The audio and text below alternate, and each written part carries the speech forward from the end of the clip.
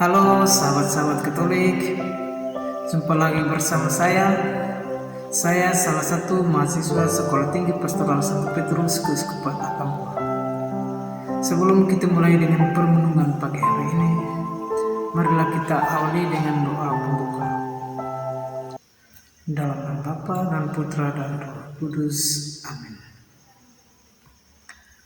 Allah Tritunggal Maha Kudus, kami anak-anak-Mu hadir di hadapan-Mu, mengucap syukur atas segala berkat yang boleh kami terima setiap hari dalam bentuk kesehatan jiwa dan jasmani kami, orang tua, dan semua mereka yang kami doakan dan kami rindukan. Pada kesempatan yang berahmat ini, kami datang dalam doa dan memohon rahmat terang Roh Kudus-Mu untuk menuntun kami dan membimbing kami dalam mendengarkan dan merenungkan sabda Ilahi, agar kami mampu memahami arti perintah-Mu dalam sabda-Mu untuk kami terapkan dalam hidup kami sehari-hari. Demi Kristus Tuhan dan pengantara kami, kini dan sepanjang masa. Amin. Tuhan beserta kita, sekarang dan selama-lamanya. Inilah Injil Yesus Kristus menurut Markus, dimuliakanlah Tuhan. Injil Markus bab 9 ayat 14 sampai dengan 29. Ketika Yesus, Petrus, Yakobus, dan Yohanes kembali pada murid-murid lain, mereka melihat orang banyak mengerumuni murid-murid itu, dan beberapa ahli Taurat sedang mempersoalkan sesuatu dengan mereka. Pada waktu orang banyak itu melihat Yesus, tercenganglah mereka semua dan bergegas menyambut Dia. Lalu Yesus bertanya kepada mereka, "Apa yang kamu persoalkan dengan mereka?" Kata seorang dari orang banyak itu, "Guru, anakku ini kubawa kepadamu karena ia kerasukan roh jahat membisukan dia.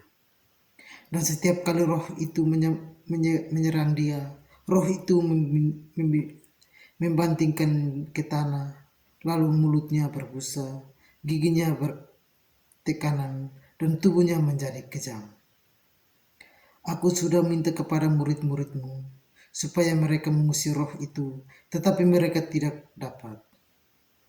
Maka kata Yesus kepada mereka, "Hai kamu angkatan yang tidak percaya, berapa lama lagi aku harus tinggal di antara kamu? Berapa lama lagi aku harus bersabar terhadap kamu? Bawalah anak itu kemari." Lalu mereka membawa kepadanya. Waktu roh itu melihat Yesus, anak itu segera digoncang-goncangnya, dan anak itu terlenting ke tanah dan terguling-guling, sedangkan mulutnya berbusa. Lalu Yesus bertanya kepada ayah itu, "Sudah berapa lama ia mengalami ini?" Jawabnya, "Sejak masa kecilnya. Dan seringkali roh itu menyeretnya ke dalam api ataupun ke dalam air untuk membinasakannya. Sebab itu jika engkau dapat berbuat sesuatu, tolonglah kami dan sinahilah kami." Jawab Yesus, "Katamu, jika engkau dapat, tidak ada yang mustahil bagi orang yang percaya." Segera ayah anak itu berteriak, "Aku percaya, tolonglah aku yang tidak percaya ini." Ketika Yesus melihat orang banyak makin datang berkerumun, ia menegur roh jahat itu dengan keras. Katanya, "Hai kau roh yang menyebabkan orang menjadi bisu dan tuli, aku memerintahkan engkau, keluarlah daripada anak ini dan janganlah masukinya lagi." Lalu keluarlah roh jahat itu sambil berteriak dengan goncang-gancing anak itu dengan sehebatnya. Anak itu kelihatan seperti orang mati, sehingga banyak orang yang berkata, "Ia sudah mati."